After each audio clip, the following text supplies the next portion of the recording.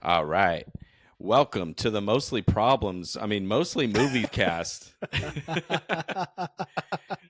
I'm your host, Christian Paul Goddard. With me, as always, my brother, my partner in crime, hurricane survivor, Rad Dad, Brad God, Nick Radwanski, everybody. What a journey just to set this up. We were outside and now we're live from the kiddie table again. For the second time. This will be probably our studio for a while, I think. We were all dialed in. Okay. We had some latency issues with the internet. We're not financed yet. We're not funded yet. So we're working with what we got. We have no financial backing. It's good to see you, man. It's been a crazy couple weeks for both of us. How was the wedding? Tell us about your journey. The hurricane. Category 4. Out of every place in the country that my niece could have got married, Asheville, North Carolina. It's insane, dude. Yeah. I mean, if you picked out a spot on the map and said, what's the least likely spot a hurricane of any category, let alone a category 4 would hit, Asheville or Waynesville, North Carolina, which is where we were, would have been the place you would have pointed. It's in the Appalachian Mountains, like Smoky Blue Mountain Ridge area. Generally, hurricanes don't go there.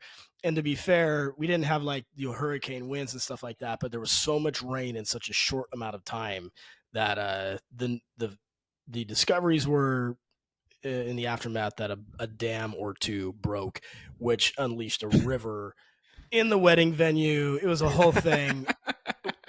At the lodge, dude. You guys had to hold up. Actually, this is kind of tight. You had to hold up in a lodge.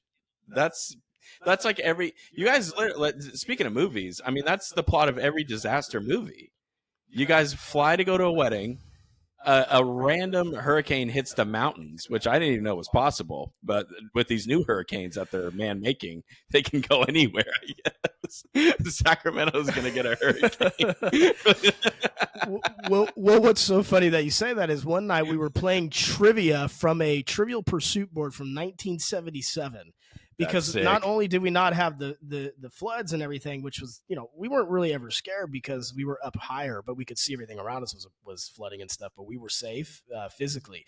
But the thing that we didn't get to that is the biggest problem, and forewarning if people want to get prepared for this, we had no communication because the water, when the dams broke, it killed the T-Mobile cell tower, which, by the way, is the cell tower for multiple carriers, which meant pretty much everybody at the lodge, all 30 of us, no one had communication with the outside world. So in addition to being in a natural disaster, we couldn't communicate with anyone, and we're trying to hold a wedding. I mean, come on, So, but at one point, it's funny you say that about the plot of the movie because we had like a group of 8, and we were in this like lobby area of the lodge playing Trivial Pursuit almost by candlelight. Like, it wasn't candlelight, but it was really dim lighting. We still had power. We were like the only people that still had power. Yeah, that's crazy. Yeah. I was asking too, like if like people from other houses were like trying to come up to the lodge and stay there, because that's crazy. I would have if I lived around there. I'd have been there immediately. Yeah, surprisingly, they didn't. It's like but it's a different culture up there, a different way of living. So things where a lot of the people in those homes and stuff, they're kind of used to just a simpler life, I guess you would say. I mean, at one point we saw kids, from 9 to 14 walking around in bare feet and, in shorts and stuff. And I mean, it wasn't cold, so that made sense. But just, just what you would picture in a country town is exactly what we saw. Like, kids were like, oh, we're out here. They're, the ones that still had, they still had power, so they could still, some of them still had charge in their phone. So they're recording TikTok videos, so that when it's all done, they can upload it. Yeah. So they're like, this is just another Tuesday for us. You should have seen when the mill closed. That was a real hurricane. My name is Andrew Dingus.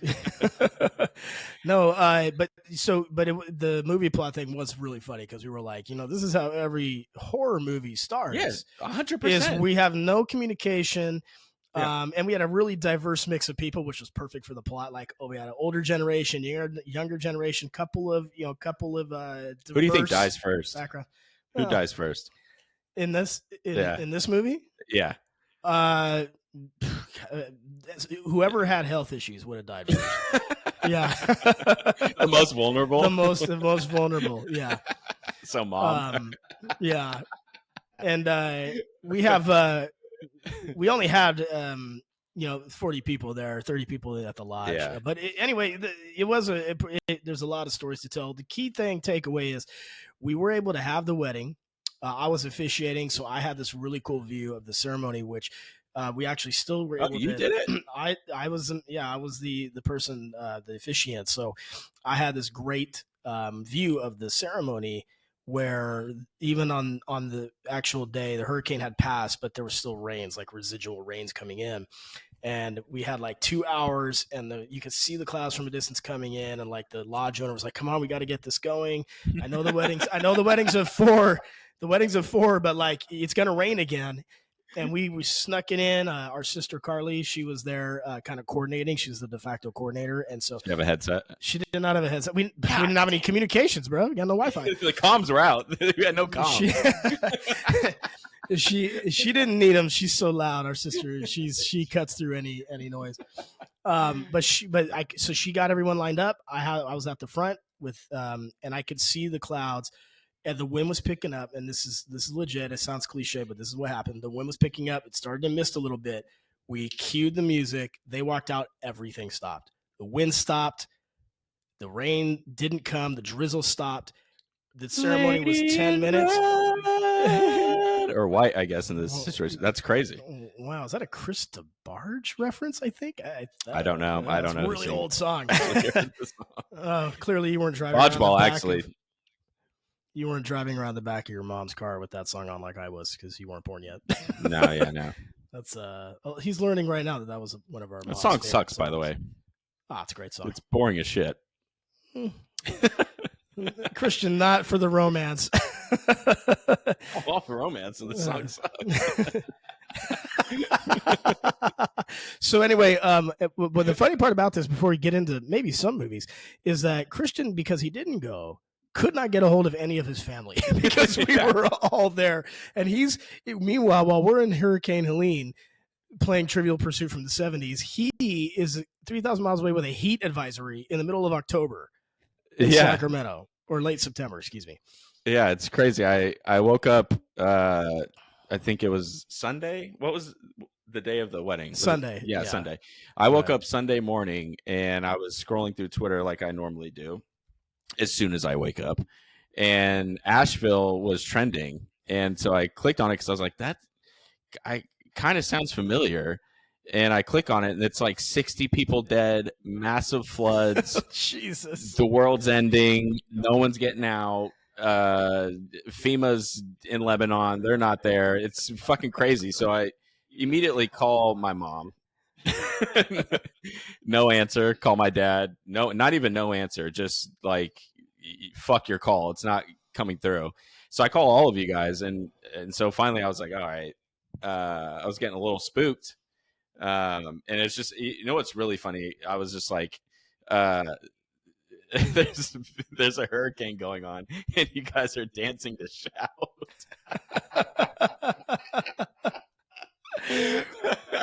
Wait.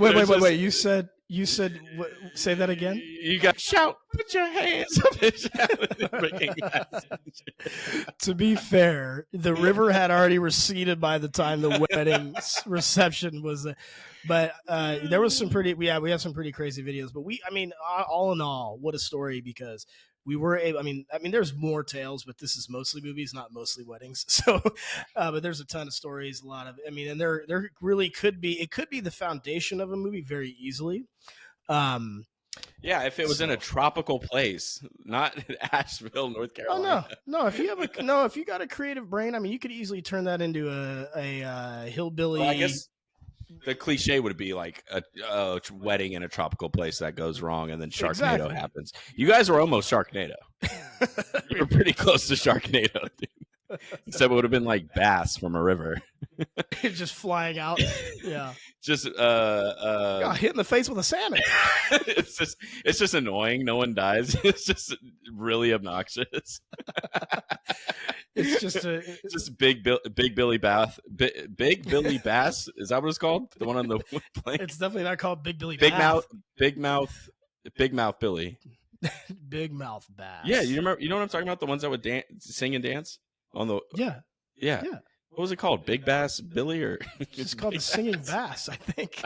No, that was the name for it. Big Mouth Billy or something. Whatever. That's the next hurricane that's coming through Florida. Is Big Mouth Billy. Oh, it's just Mega Milton right now. He's coming. At any rate, well, just glad you're safe. Yeah, pretty crazy. It was a wild adventure. And now that you're seeing or I've been reading about more of the fallout that's happening, it's it's a miracle you guys got. I can't believe how quickly you guys got home, actually. Because I was talking to my girl and I was like, they're going to be there for indefinitely. I thought you guys were going to be permanent residents for a while. Well, we ended up discovering, and again, it's a long stories, but we ended up discovering a way out of North Carolina through the Blue Ridge Mountains, taking this trail. It's not a trail. It's called it's a highway, but it's called. No, I'm really spicing up the story, but this is legit. There's a highway called the Tail of the Dragon, and it is a super windy, very well known tail that motorcycle chopper and cyclists or motorcycle enthusiasts take because it's super windy. It's 11 miles, 380 something curves. I have a picture of the little stuff tourist place, and so that's how we got out of North Carolina and into Knoxville, Tennessee, as they say. So anyway, is that what they say? Everything in California is Ville. Everything in that side of the country is Vol. So we have Marysville here. There it's Maryville. Knoxville, Louisville. It's extremely hard to say seriously when you're from California, but so you guys the weird ones. So you guys took the Underground Railroad to get It was windy, and I was driving, thank God, because I get car sick, so I'm glad I was driving. But to segue a little bit, on the way there, I was able to, got to plug the reviews, I was able to, believe it or not, guys, there is a movie to talk about. There's a couple things to talk about movie-wise. But I was, before I left for this wedding, for my daughter's wedding, I went and saw the movie Never Let Go, starring Halle Berry, and I think that's it, stars-wise. I did a movie review for that. So once you're done listening to this, head over to thescreengods.com /full rad reviews, but that's full -rad -reviews. Or you can just go to thescreengods.com, and then at the top you'll see full rad reviews. Got a bunch of reviews on there, and this is the latest one called Never Let Go. So spoiler, not great, but I believe there's something you can gain out of every movie. So I didn't even know that was out. Shreds. It's out, and it's still out right now. I wanted to see it. Well, read my review, and then you can decide.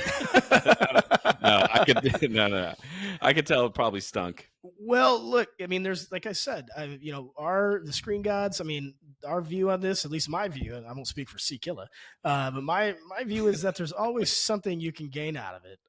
It's not. I mean, these are major motion pictures. They're produced by Hollywood. There's millions of dollars put into these, so there's gonna be some things that are okay. But Halle Berry.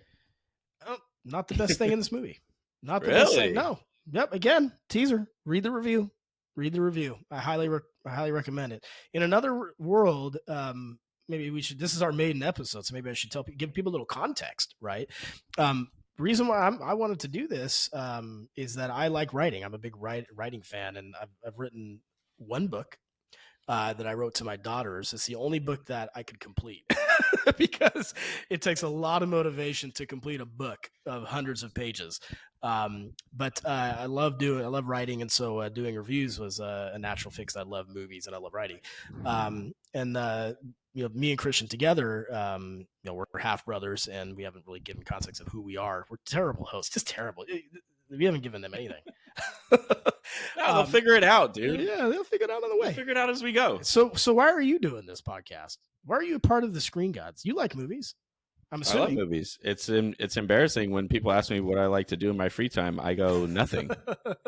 I like to sit at home and in my very expensive apartment that's the size of a cubicle, and I like to watch whatever. I mean, what I'm watching right now too, The Penguin, great. HBO, great. But yeah, that's truly what I like to do. I love movies. That's other than, I mean, I like to get outside every once in a while too, but yeah, no. Yeah, we can tell by your tan. You get out a lot. Am I?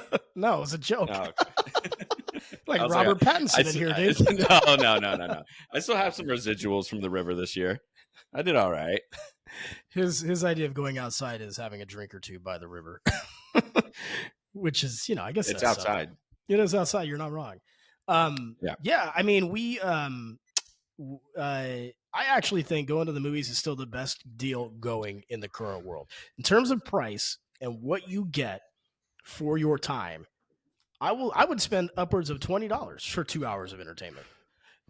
And it's air conditioned, it's climate controlled. I could do it in the summer, I can do it in the spring, I can do it in the winter. Well, we could talk about this. This is actually interesting because I think the seats now are too comfortable. Is that because both of our girls fall asleep in every movie? Well, me too. I'm notorious, honestly. I've fallen asleep in plenty of movie. I don't recline the chair anymore. I sit straight up. Not even halfway. My feet, they're not touching the ground, but they're almost touching the ground. They're dangling, but the chairs are too comfortable. It's too much. And have you done the 4DX or whatever, where the chair's fucking moving and you get spit on and they punch you in the mouth? They physically abuse you at the 4DX movies, so I've heard. Well, I've been which would keep me awake, ironically. Maybe I do need that. Yeah, I've been Cinemark, which is kind of our home, accidental plug there. I'm Cinemark guy. I'm Cinemark guy through and through. Regal can, we're trying to keep it PG, but literally keep this family friendly. No, they can. They can absolutely go do that. Regal fucking stinks, dude. Everything about it. Have you been to the one in Atomis? On accident, I went one time. yeah, that's why you go there. You go, oh, there's a movie theater here. I'll go see it. There's cobwebs and shit. It's nuts, dude. So Cinemark is so they have this thing. One of these days we're going to get sponsored by Cinemark for sure. Book it. They have a thing called D-Box. You're not getting 4 dimensions of sensation. No one's spitting on me. I'm not getting bees in my ear or anything, but there's a little bit of vibrations in the seat, but frankly, it's overrated. They need to do better if you're going to sell those tickets for hire. But no, the seats are for people like you too comfortable. I get it. But you also, can't go to movies late either. You got to go when you're awake. I mean, that's definitely. So I try and go. I mean, tonight we're going to see Speak No Evil, which we'll talk about. Absolutely at 8:00, and I'm a little nervous. I'm not gonna lie. I'm a little scared. We do a podcast about movies, and you're not gonna be able to get through it. We have to talk about this next week. Well, spoiler alert. So this is a remake. Do you know that? A very recent remake. No, I actually didn't know that. I have the Speak No Evil just sounds familiar, but I think it's more See No Evil, Hear No Evil that I'm actually. Yeah, that's what I. Yeah, for sure. No, tell me about the remake. I think it's a sweet. Hold on, let me look at. I think it's a Swedish film that came out only I think 2020. Well, if it wasn't made in Hollywood, is it really a remake? Yeah, that's exactly what it is. 2022. It looks. Yes, 20, dude. So only 2 years ago. What country is it from, though? I'll get you there. Wikipedia. God, Wikipedia. What a great job you guys do. It looks Swedish. Oh no, Dutch. Yeah. Okay. So I watched it, so I know everything that's going to happen. You watched this movie? What, did you see it on Netflix or something? You didn't see this in theater, did you? No, it's on streaming. I don't know if did I pay for it? I don't think I paid for it. I might have. Well, then No, but I think it might have been no. I think I got it for free. But I didn't know what I was really watching until I put the pieces together. But I didn't expect them to make a remake so soon of it. I don't think that's rare. It's only been out for two years. And they already made a remake, which is kind of for the director, it's hey, bitch, make your own shit. I don't know, you just stole it. That would piss me off as from the original people, the original directors and stuff like that. But maybe they have to sell it to them though too. No, so that's what I was about to say. I think that's the thing that people overlook about the entertainment business and film specifically is they're I mean, the film only made the original film that he's talking about, the Dutch version, only grossed $631,000 worldwide. That's it. Yeah, well, it wasn't played here. I'm just saying. So that's how much they made. They probably put more into the movie, I would imagine. Let me see if there's a budget. Oh yeah, hey, you ready for the budget? You ready for the budget? It can't be that much, dude. What? It's $3.1 million. That's it. What? But they only made $631,000, so they're in the black or in the red. Excuse me. So you think if Hollywood comes around and says we'll give you $16 million or whatever? Yeah, sure. You're gonna be like, absolutely, make it now. So I mean, it makes sense, right? But this is interesting because you've seen the movie. I've seen the trailers for this, and I'm sure some of you guys have. And basically, it's about like almost like a bed and breakfast or like a remote kind of hotel that there's like hosts, and it's a holiday weekend thing, and it's a psychological thriller. So holiday, we're going on holiday. So, but James McAvoy is the star, along with who else is starring in it? It's that guy you've seen in everything, but you don't know his name. That's just a terrible take by you. Come on, until it is until you look him up and you go, oh yeah. Okay, that's the guy. That's the guy. Hold on, let's play a game and see if I can come up with the name though, because I really haven't looked. So give me anything he's in. Look it up on your side. Can you look it up on your side? Yeah, let me pull it up. Hold on. Because you give me this is one of those useless skills that I thought Christian and I both had, but apparently he doesn't have it. No, I know a pretty good. Oh, dude, his name is hilarious. I know a pretty good amount of obscure actors, but you probably know more than I do. So let's see if I can guess this. He's going to give me a film. You're never going to get this. You're never challenge accepted. All right, so you want me to pull up his filmography? Just give me something that is a well-known movie that he's been in, so I could try to. Okay, he doesn't necessarily have to be. I mean, ideally he's a lead, but if not. No, he's never a lead. Never That's lead? what. Okay. No, never a lead. Okay. Except now, good on dude. Man, yeah, it's just a lot of. Dude, this kid is working. Holy shit! This man's been in literally everything. Okay, so hold on. Let me start from the bottom here. Go through his. We got the more information you give me, maybe the better. We got Fargo, the TV series. We got. Don't give me TV. Just give me the movies. Okay, hold on. Well, it's a lot of TV. Okay, Gone Girl, great movie. 12 Years a Slave, obviously played a racist. Gone Girl is a great movie. Yep. A Quiet Place Part 2. You know that. Argo, great movie. Sleepless with Jamie Foxx. Is he black? No, he's no, he's not. Well, because A Quiet Place 2. Okay, yeah. There's okay. You see where I'm going there? Yeah. And he's in a lot of movies. He's in Gladiator 1, by the way. That same guy. Yeah, hilarious that Denzel's in the sequel. So good. Can't wait to see it. Nonstop with Liam Neeson. Killing Them Softly with Brad Pitt, and now Speak No Evil. All right, but so a lot I mean, I just listed the movies you would know. All right. I mean, he was in like a Arnold Schwarzenegger movie in 2017. All right. A bunch of stuff you wouldn't hear, but that's what I'm saying. Like once you see his face, you go, "Yeah, I know that guy." But his name is hilarious, though. Okay, so yeah, I'm not gonna be able to pick this up. So tell me his name. Scoot McNairy. Scoot. Scoot McNairy. He's boot scooting around the fucking lots, dude. The kid's a worker. Hold on, I'm looking his picture up now. He was supposedly in A Quiet Place 2? Is that what you said? Yeah. He's supposed to be in A Quiet Place 2. Okay. Well, I have no idea because I saw A Quiet Place 2 and that guy's face doesn't look familiar, so he must have barely been in it. So I got too hung up on that. Anyway, all right. I feel like I really have never seen this guy. So go to his images. I'm looking at him. I'm looking at him now. He's not in enough big movies that for me to. I mean, I've seen Nonstop, but it sounds like he's not getting a lot of screen time. No, he's like definitely like a character actor. But every movie he's in, I go, this is probably a good movie, which is Gone Girl. Oh, and Once Upon a Time in Hollywood. I don't even remember him in that. That's how good he is. You don't remember him. He is the best at not being memorable.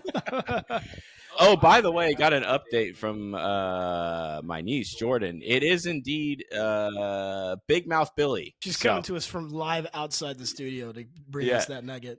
BMB. What is Big Mouth Billy? Yeah. My aunt and uncle had one of those growing up. Yes. Well, many people in the 90s did. So, all right. So we are going to see. I don't know. What were we talking about? Oh, we're going to see Speak No Evil tonight. James McAvoy. I feel like he is maybe not criminally underrated, but if you don't know who he is, I think, and you can correct me if I'm wrong here, brother, and I'm sure that you will. I think that the first time I ever saw this guy was way longer than people may remember or maybe thinking. First movie I've ever seen him pop up, I think, was Wanted. Yeah, with Angelina Jolie. Yep, where very entertaining movie.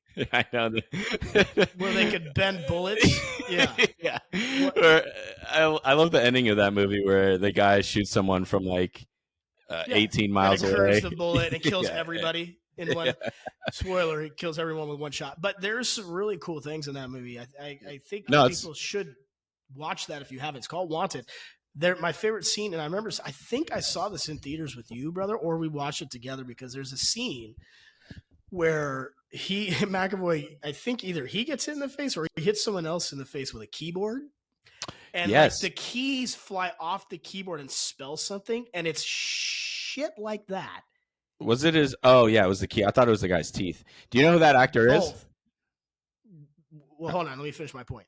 So it's stuff like that where when I do reviews, that is how you get a good review in certain areas. So for me, one of the sections in our reviews is called aesthetics, and it's stuff like that. That's why in the recent review I did with Never Let Go, there was no unique things like that. And so that was almost 20 years ago, probably. I don't know what year that came out. We could look it up. But and they were doing I want to say 2007. Book it. And so you will. Book it. No, that was Chris 2008. Pratt. Fuck, it's close. Chris Pratt was in that. Well, a lot of that's the guy he slapped with the keyboard. Yeah, okay. I mean that was a pretty good cast. Jolie, McAvoy, and Morgan Freeman was in that as well. It was fat Chris Pratt though, so they're two different people. Like, you had fat Jonah Hill, then you had skinny Jonah Hill. Right. Which is ironic because I think skinny Chris Pratt, well, maybe it's a hot take, is better than fat Chris Pratt, where skinny Jonah Hill is not better than fat Jonah Hill.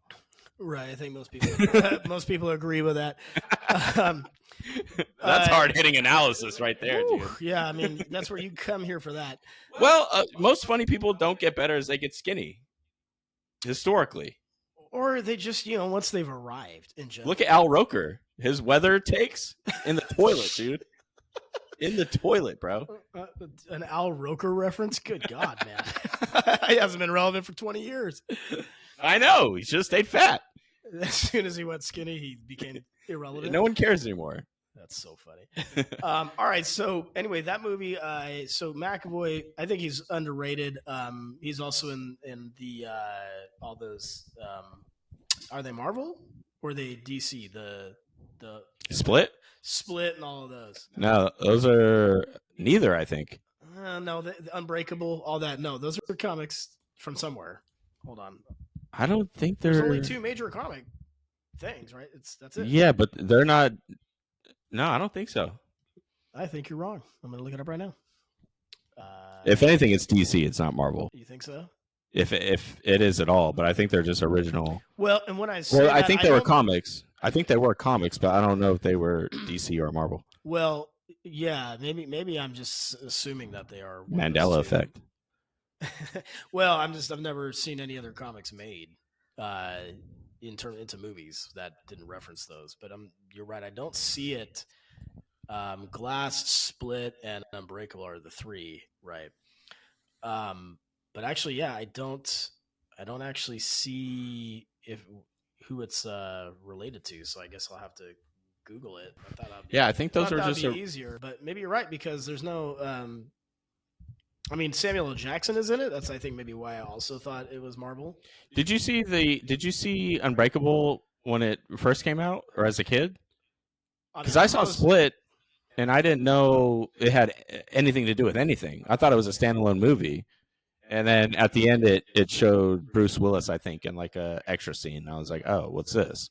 Well, I saw Unbreakable was the original, right, with Bruce Willis. Yeah. Yeah, I saw that. Someone told me later that it was a comic. I wasn't into comics. I didn't grow up reading comics, anything. Yeah, they stink. That. So yeah, I wasn't gonna be aware of that. And comic book movies stink. Yeah, we have a thing about the comic book movies. There's a bias on these, but I don't know if it's so much that they're comics. I just think it's the way they're being, vomited every 6 months. Probably has a little something to do with it. Anyway, we're off on a tangent. Yeah, I think you're right. I don't see it. It looks like it's not Marvel or DC. From what I can tell, it's neither. So, but I mean, whatever. I mean, he was great in Split. Glass was okay. I thought Split was great. Probably like for M. Night Shyamalan movies too, which he's just putting out dog shit now. I mean, his last Knock at the Cabin was fucking ridiculous. Glad I didn't waste my time on that one. And then his daughter just produced or directed a new movie called The Watchers, and that was complete fucking horseshit too. So I guess Apple doesn't far from the tree. But he's also so now we get a whole nother generation of dog shit movies. So that's cool. Thank you, M. Night. But he's also done some really good ones too. So it's kind of one of those things that's like, wow. Oh, the other one was Trapped. Did you see with Josh Hart in it? Yeah, which I wanted to see. And one thing is, and so we can segue into this a little bit. So for me, and me and Christian were exchanging text messages earlier this week about this. As soon as I hear this is dog shit, you shouldn't see it, the first thing I want to do is go see it. Because that whole point of seeing a movie is that I can take it in and decide. Now, I know that sounds a little ironic since we're doing film reviews and we're talking about them, but my goal in doing this whole thing is not to dissuade people from seeing it. It's just to talk about it, right, wrong, or otherwise. And in order for us to talk about it, you got to go see it. You can't just go off of what somebody says. So right now, Joker is getting crushed, right? Bad. And Trapped, and I heard Trapped didn't do well either. And someone was like, "Oh, I heard it's dog shit," and I'm like, "I'm still gonna see it. I'm still gonna go see it." Now I don't always have to pay, theaters to see it. Yeah. But I still would because again. Oh yeah, me too. I'm gonna watch all these. I'm gonna watch all. I'm gonna watch Mega Floppy Tits too as soon as it is cheap enough to go watch. No, I'll translate. Megalopolis. Yeah, Megalopolis. Or is it just Megaopolis? Megalopolis. What a nightmare. Maybe that's why it's not doing well, because the name is hard to say. Yeah, I mean, it's Megalopolis. Megalopolis. What, Snuffleupagus? What? Yeah. Terrible. Anyway, come on, Coppola. You know what we could do? Let's talk about passion projects. Can you name one passion project that was good? Well, I have to look some up because I don't off the top of my head I can't really think of much, but so I can only think of one, and I think that's because I thought it was actually pretty good, considering who it was and the fact that I found out it was a passion project. So I will tell you, and then let's see if you actually saw this movie. But I actually thought it was pretty good, and I don't think it did really well. But it was kind of a hard movie to market anyway. This sounds like it sucks. No, it does, but it doesn't suck. And actually, maybe that's people didn't want to see it. It was hard to market. Well, I'll explain. It'll make sense when I explain it to you. So, if I say The Secret Life of Walter Mitty, I was going to say that's the only one I had. That's the only one I know off the top of my head is Ben Stiller. I was just gonna say that's so crazy, dude. That's so funny, and it was memorable. I actually thought it was memorable's not good. You know, if someone asks you, "Is this movie good?" and you go, "It's memorable," that's not good. Well, but again, okay. So context: no one wants to see Ben Stiller not be funny. So he was already doomed from the beginning, right? No one's gonna. That's the problem with these passion projects: is people are used to seeing you do one thing. And they don't like it when you do something else. There is another one actually, and I don't know if it was a passion project, but it was a departure, we'll say. And it was with Will Ferrell. He did one that was not funny. He's got one on Netflix right now. He could check it out. Well, anything in the last 5 years from him is questionable anyway. But there's a movie called Stranger Than Fiction that he did, and that one got killed too. And it was because people don't want to see him not be funny. They just don't. So that's what I'm saying. Like, I actually thought The Secret Life of Walter Mitty was good, but it's a feel good movie. You know what I mean? It's not. I hate a feel good movie. What? I hate a feel good movie. What does that mean? What does that mean? Anything that's not serial killer, death, murder, crime, horror, I'm out on. What? I don't need to see people explore themselves and get better through some Wow. Okay, guys. So Christian will only be joining us for suspense. I don't need to see someone go on a self journey of self realization and date their old high school girlfriend or whatever it is. Oh, and now you're just merging genres together. That's Hallmark movies. That's Hallmark and rom-coms. And by the way, again, you should see all these movies. You just should. No, I kid. What was the Secret Life of Walter Mitty even about? Even the name irritates me. I can't even get past the name. I just go there. Yeah, I mean, it's been so long. The name screams passion project for sure. No, it totally does. All the names are always too wordy. I mean, yeah, everything gets a little weird when you. Well, what was the Secret Life? It's been so long, man. I can't even really remember what the Secret Life part was. Because it stings. No, I mean, okay, this movie is so old, dude. I mean, it came out. What year did this come out? Let's see. God, I mean, forever ago. I remember seeing the trailer and I was like, "Oh, we're never gonna get old Ben Stiller back." Yeah, as soon as actors put on their director hat, yeah, it's over. The writing's on the wall for them. I feel like. Well, and that's true. Well, because they've done everything and they're just kind of tired of doing it, which makes sense. I mean, 2013 is when it came out. Okay, yeah. So a little over 10 years ago. I actually thought it was longer, so that surprises me a little bit. But basically, he's like a manager. I think he's Life magazine, and he like daydreams a lot about like this secret crush that he has with somebody. Anyway, hell yeah. It's actually pretty creative. So that's why I liked it. I went to the theater to actually see this. I actually went to the theater to see this, and I did not leave. As you guys will read in my reviews, there's something called exit vibes, and my exit vibes on that were that was an okay use of my time. Like I was like that, it was fine. We also love Ben Stiller though too, so Right. Maybe you're giving a little bit of leeway. And I've done this too, like with Long Legs too, or especially that one. I really wanted to like it, and I convinced myself that I liked it, and it was great. And then a couple weeks go by, and you go, it wasn't that good. I wish it was, but it kind of stunk. But I do that a lot too with actors that I like. But well, I guess it can go either way. I mean, you can make that argument, but like I said, a lot of people go into a movie with him because they like him. Ben Stiller. Yeah, definitely. And they crucify him because they like him so much, and they're pissed that he did anything other. So I didn't do that for sure. But is he going to win Oscars for his performance? No, it wasn't that kind of movie. It wasn't about acting chops. No, that's what I'm saying. I want to let me look up a list of passion project movies because I feel like most of them bomb. Almost exclusively all of them bomb. I mean, and part of that might be that they're funding it themselves because usually passion projects by default are not being picked up by major studios. Yeah, dude. Fucking Coppola put all his life savings into. He's like 90 years old now. His kids are not getting shit in the will because this guy wanted to make mega floppy tits, and it was a mega flop. Can't wait to see it. Me either. I've seen clips. It looks insane.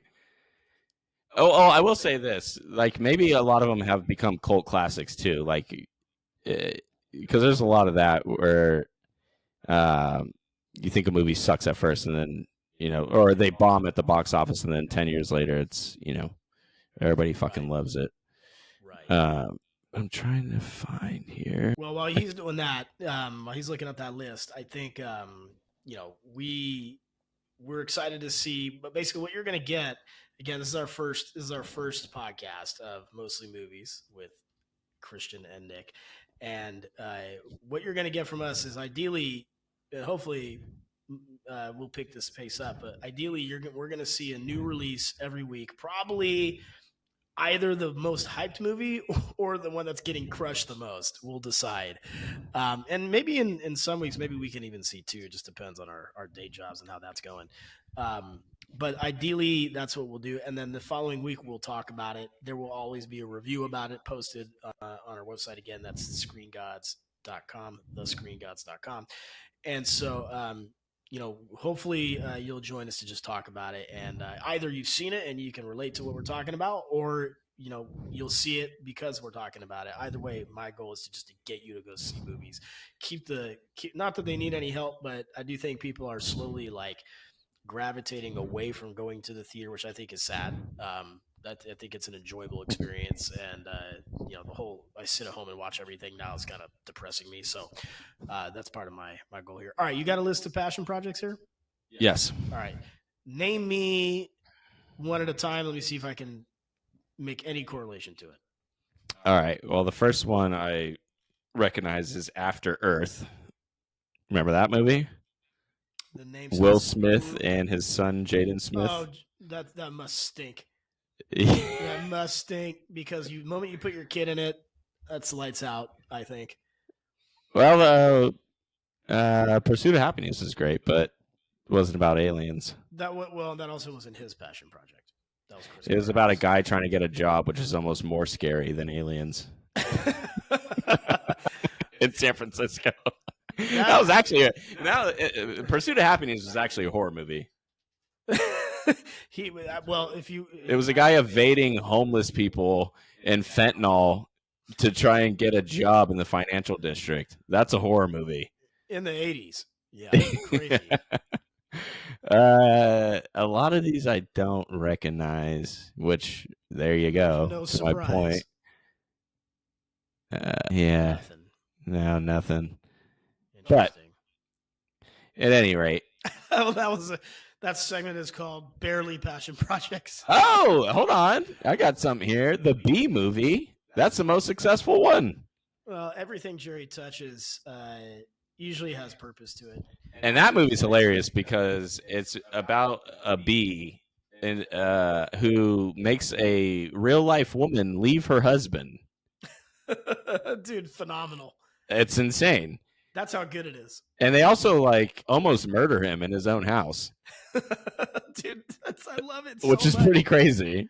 And then they're supposed to make you think he's the bad guy.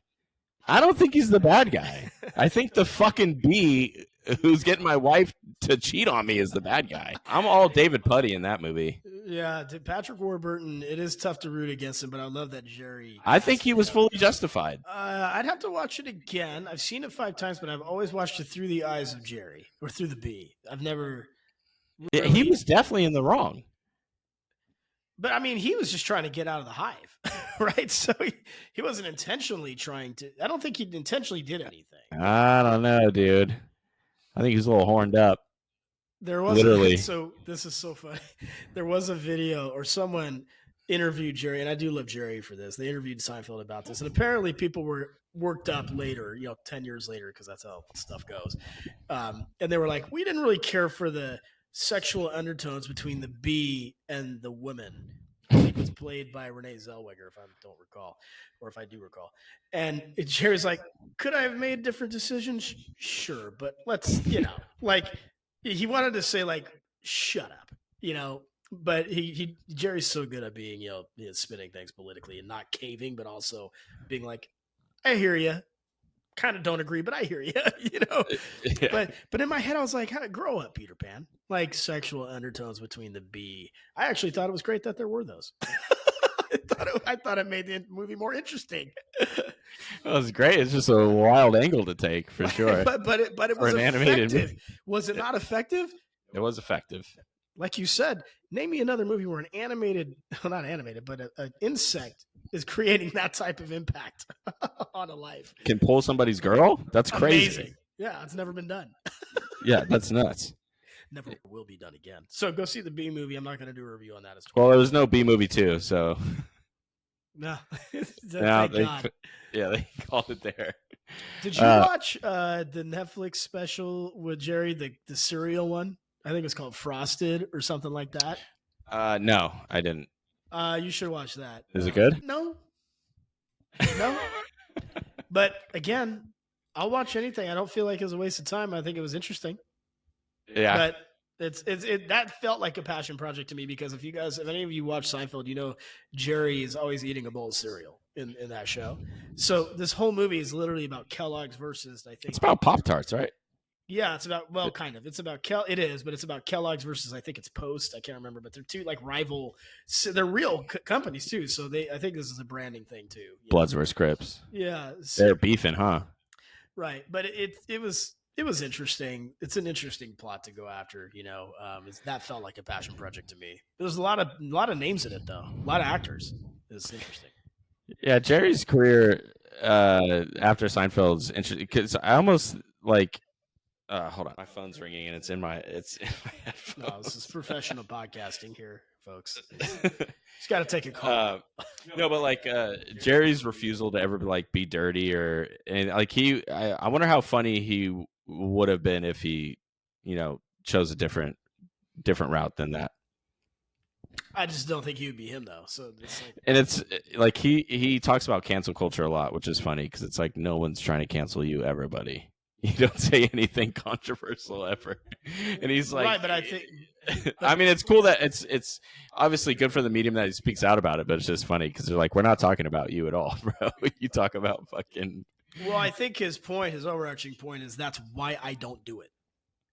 Oh, maybe. You know what I mean? He's like, it's one of the reasons why, because he wants it to be what it is. But I haven't sat down and interviewed Jerry, so I don't know. But I will say he's extremely well read. He's getting grumpy in his old age a little bit, which I love it. That's where the edge. Well, he's been grumpy ever since that Larry David episode. He's always been a little grumpy. He's a little grouch. I like the edgy Jerry. He's and I think we can all agree, like as you hit a certain age, that's when you start going, all right, I'm over it. I don't care anymore. It'd be hilarious in person too if he just cusses like a sailor. I bet he does. Well, have you behind closed doors? He's probably, yeah. I mean, he definitely. I mean, he does curse, but he's not. Yeah, I don't think he's just gonna fly off the handle like a sailor. I don't think that's gonna be. He's got a lot of interesting views about the Gaza Strip. I bet. Wow. Oh, that might be true, actually. All right, we've gone off course. Yeah. So, anyway. Did you have any other things you want to talk about this week? Well, dude, yes, I got a couple gripes. So I had a long-standing beef. Jesus, beef. A long-standing beef with Safeway, a familiar grocery chain out here in California, and that beef is fully back on. I let it lay dormant actually I stopped going there for a long time. But it's the closest grocery store to my apartment, so we frequent there pretty often. That's how they get you. Yeah, and the beef is fully back on. So now they've locked up. First, the liquor aisle wasn't locked up. Now they've locked up the whole liquor aisle, which, okay, fine. Context, you live in Midtown. Yes. So that's an area demographically where they probably just have to, unfortunately. Yeah, but they also have 2 security guards at the front door at all times.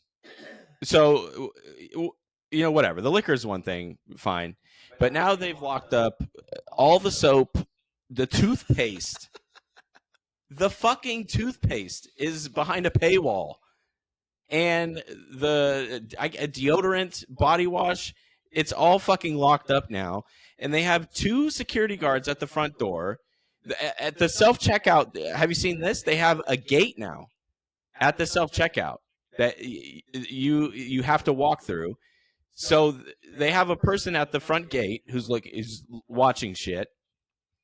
And it's so you go to that aisle and then there's the button. It's like push for assistance. And yeah, that's sarcasm. Good fucking luck, dude, especially at my location.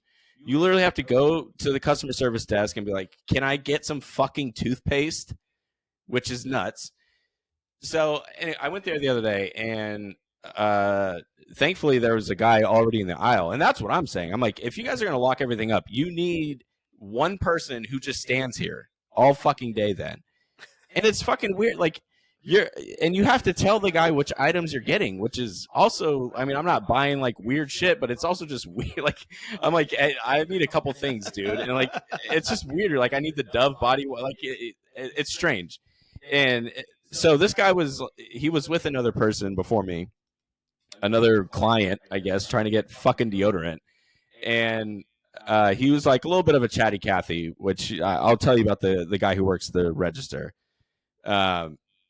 And so he starts to help me, and I'm like, yeah, I need a couple things or whatever. And so I go, I need this Dove body wash, and he like moves in front of me to unlock the cabinet, and so I'm like, I'll fucking humor this guy a little bit. I'm like, how's your day going? And he goes, it's good, but it would be better if you weren't standing behind me while I'm opening this. And I was like, what? He goes, it'd be better if you weren't standing right behind me while I'm trying to get in here. I was like, okay. So I step aside. He goes, I'm sorry. I was in the liquor aisle yesterday, and somebody, I was opening the cabinet, and somebody tried to steal some liquor from me and run out. I was like, Jesus Christ. So all I heard through that whole story is this whole thing started that Christian has a beef with Safeway. What I'm hearing it sucks. Is Safeway is literally doing everything they can just to stay in business in this crap part of town that you live in, because people, not only when they have security there, people are still trying to steal from them when they have it. So what does that tell you? I mean, that's crazy, dude. Oh, fair point. Fair point. I mean, but also connect some dots. You guys, okay, but you have 2 security guards at the front door. Fuck the front door. Put 1 security at the front door. Put 1 security guard on the liquor aisle. Then what? Or do what Costco does and do bag checks. I don't know. Or let them steal the shit. I don't fucking care. Stop locking up toothpaste for everyday normal citizens that are just. Now, what should take me 5 minutes takes me 25 minutes. It's ridiculous. And he had a fucking attitude about it. What is it? I'm not going to steal the toothpaste, dude. It's good. And I was asking you how your day was, and I don't fucking care, by the way, at all. Well, yeah. I mean, well, okay. And the thing that really bugs me is the guy who works the register. This fucking guy, every single time you buy liquor and he has to check my ID, which is quite often, but he looks at my ID. I've been there a million times. He looks at my ID and he goes, 92, baby. What was your favorite video game growing up? Every fucking time. Every single time. He doesn't remember me. It's the most insane thing. And he does this with every customer. He adds this extra like trivia to the checkout. And also my first interaction with this guy, I was buying liquor, and there was a long line because they only have 1 register open at all times, by the way, because nobody wants to work at this dog shit establishment because it sucks. And so I was in line. I had a bottle of liquor, and this guy, he was managing the self checkout aisle, which means putting his finger in his ass and not doing anything for fucking 8 hours. And he goes, "Hey, dude, like I'll take care of you." And I go, "Oh, sick, that's nice." Because fun fact, by the way, at Safeway, you can buy liquor in the self-checkout aisle. They just have to, the guy running it just has to ring you up personally. So they can do it. Don't let them say that you can't do it. They're just fucking lazy. They don't want to do it. So this guy was like, yeah, I'll take care of you. I'm like, oh, sweet. That's like nice. And this is the first good experience I've had at that Safeway. I'm like, oh, this is nice. He recognizes I shouldn't be standing in line this long. So he's like, I'll take care of you. And I go, tight. And he goes, let me see the bottle. And I hand it to him, and he runs off outside.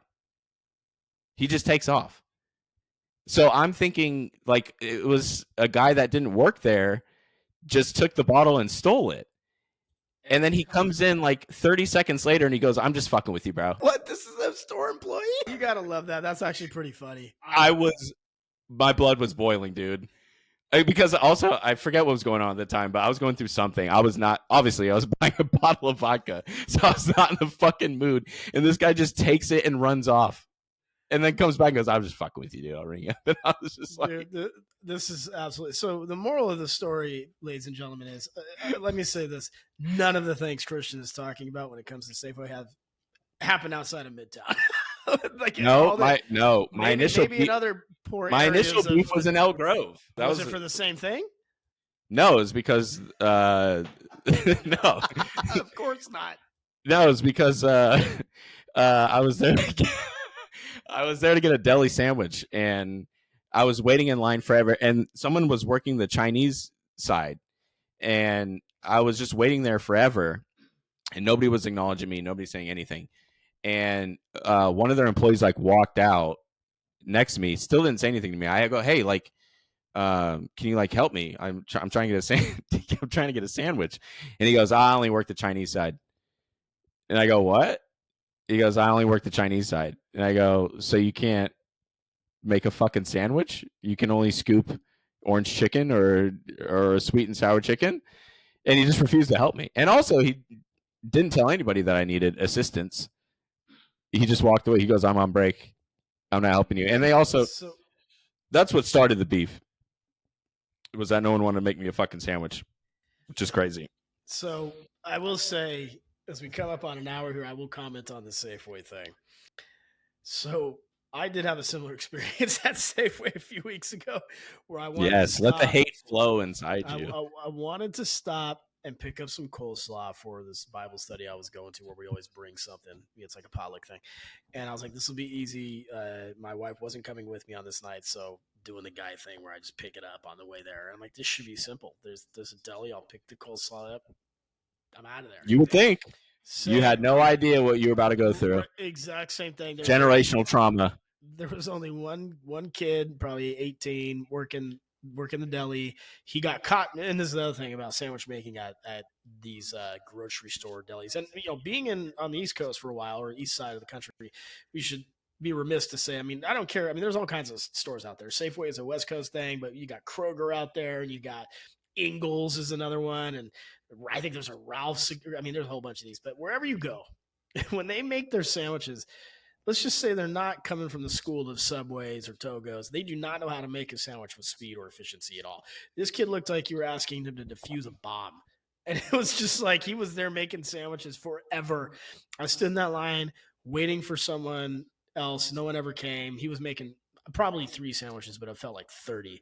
And finally I gave up. I gave up because there was other guys walking around, but I know, and I already know enough to know this is a union thing. If you're not assigned to that role, they ain't doing it.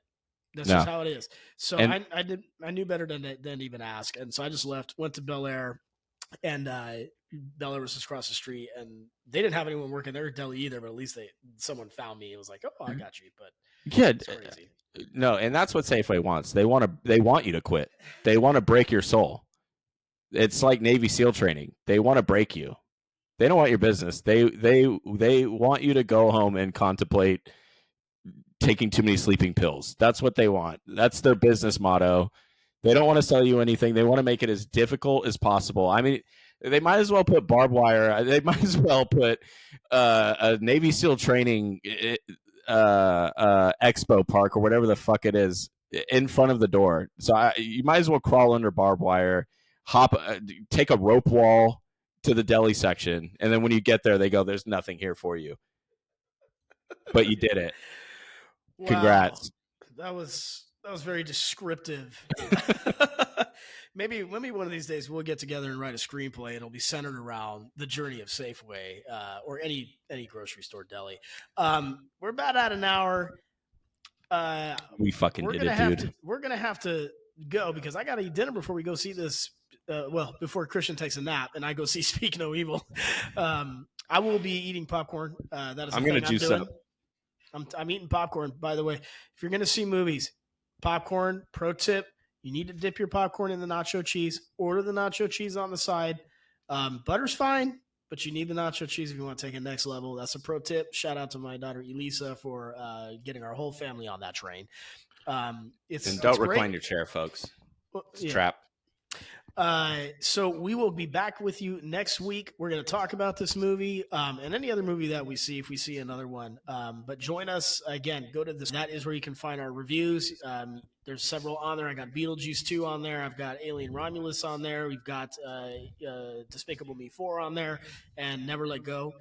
And by this time next week, we'll also have the Speak No Evil review on there. So looking forward to that. And you can follow us on YouTube as well, which is just search the Screen Gods channel, and you should find us there. And we'll put a link to all these things in the description of the podcast as well. All right. Thank you, guys. We'll see you next week. We're out. Bye.